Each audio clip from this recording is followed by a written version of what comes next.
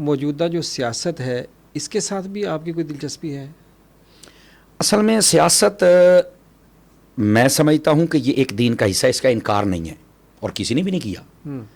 نبی پاک علیہ السلام کی حدیث ہے کہ پہلے نبی بھی سیاست کرتے تھے، تو یہ سیاست کا تو مکمل ایک باب اور چیپٹر ہے. لیکن آپ نے سوال بڑا اچھا کیا، موجودہ سیاست، اور اگر اس کو آپ یوں کہیں پاکستانی سیاست تو یہ اور آسان ہو جائے گا. صحیح. ایک ہے سیاست جو دینی خطوط پر ہے اور ایک ہے جو پاکستان کی بنائی ہوئی ہے. ان دونوں میں فرق ہے. پاکستانی سیاست میں تو میں ہم نہ کبھی بولتے ہیں، نہ ہمارا کبھی شوق رہا ہے، اور نہ ہی ہم اس میدان کو کوئی میدان سمجھتے ہیں. ہاں اگر دینی سیاست آئے گی تو جیسے میرے پیر صاحب فرماتے ہیں کہ سب سے آگے آپ الیاس قادری کو دیکھو گے تو آپ سب سے پہلے سمر عباس کو بھی دیکھو گے.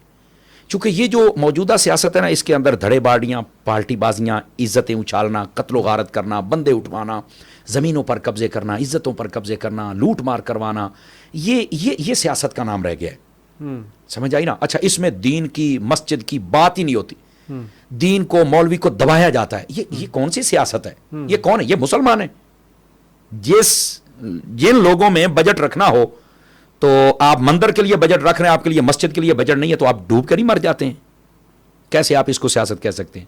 لیکن پھر بھی جو ہمارے علماء کوشش کر رہے ہیں نا، ان کی نیت یہ دیکھو، ہر بندے کی اپنی نیت ہے. انما الاعمال بالنیات. جو نیت کوشش کر رہے ہیں ان کی نیت یہ ہے کہ یار ہم چلو اس میدان میں یہ نہ کہیں کہ چلو ہم تو غلط تھے تو تم آ کے اس کو صحیح کر لیتے. تو وہ کہتے ہیں چلو ہماری کوشش یہ ہے کہ ہم ان کو صحیح کر کے دکھائیں. لیکن اب بات جہاں تک پہنچ گئی ہے نا جی، دینی اور مذہبی بندے کو مجھے نہیں لگتا یہ کبھی آگے آنے دیں گے. ہاں 2-4 سیٹیں دے کے تو بس ہو، جیسے کہتے ہیں منہ بند کر دیں، یا کہیں گے آپ اس کے حق میں آ جائیں، آپ اس کے حق میں آ جائیں، تو یہ ایک الگ مسئلہ ہے. ورنہ پاکستانی سیاست کا حال بہت عجیب ہے. اس واسطے جتنے سنجیدہ لوگ ہیں وہ اس سے پیچھے ہٹ جاتے ہیں. لیکن جو کام کر رہے ہیں ان کی نیت اچھی ہے، ہمیں ٹانگیں نہیں کھینچنی چاہیے، ان کے لیے دعا کرنی چاہیے. اللہ تعالیٰ ان کے ذریعے سے اگر نظام مصطفیٰ لے آئے تو سبحان اللہ، مدینہ مدینہ.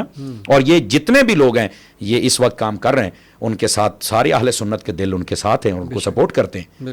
بس اوقات کوئی ایسے آ جاتے ہیں، یہ فلانا نہیں آیا، فلانا نہیں آیا.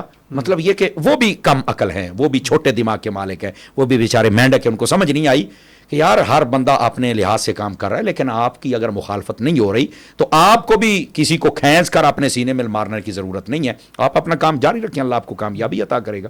تو اس لیے پاکستانی سیاست، اس کا رنگ جو ہے نا وہ اور ہے. تو اس لیے میں اس کو نہ آنا چاہتا ہوں، نہ پسند کرتا ہوں، اور نہ ہی میرا کبھی یہ شوق رہا ہے، نہ تجربہ بھی. وزیر اعظم بننے کا کوئی تجربہ ہی نہیں ہے مستقبل میں، تجربہ ہی نہیں ہے. جیسے آپ کی اتنی شہرت ہے ماشاءاللہ، آپ چاہیں تو آگے آئیں تو ایم پی اے بننا تو وہ بات بالکل ٹھیک ہے، لیکن Pakistani M P M N A نہیں. ہم حضور کے M P M N A بنے تو یہ بہت بہترین ہے. سبحان اللہ. بس وہاں تک بات رہے تو ٹھیک ہے.